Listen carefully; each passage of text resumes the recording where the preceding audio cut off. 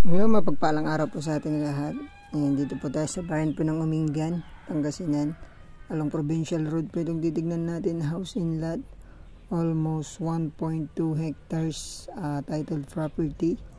May tubig, kuryente, internet. Ayan, kompleto na po itong bahay na to. At saka kagagawa lang po ito last year. So, yan po yung papuntang likod yung daan. Kapag napakaganda pong bahay, may 2 kwarto, CR, tapos napakaluwang po na na kusina.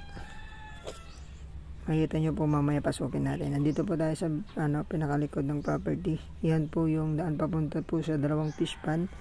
May kubo na rin po doon sa likod. Yan. So kailangan pa ng palitada po yung iba, pero konti na lang po yan. Po yung pagtatamnan po ng palay, gulay, yan, pwede po yan. So kompleto na po yung property na to.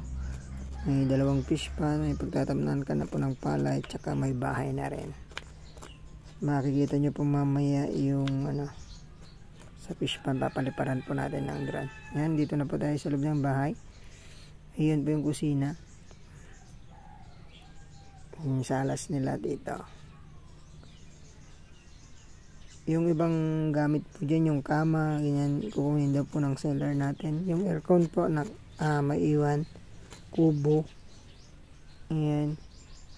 Ayan po yung kwarto. Kwarto po ng mga anak nila. Kailangan po ng to. Kunting ayos, pero pwede na pong tirahan.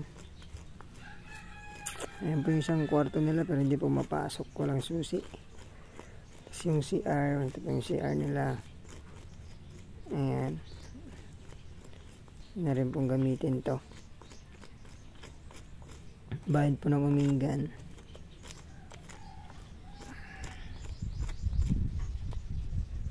Okay, ito po yung loob ng property, yung bahay.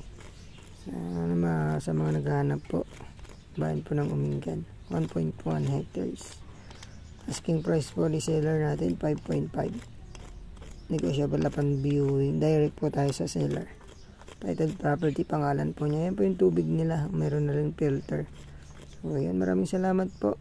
Ingatan po kayo ng Panginoon. God bless po.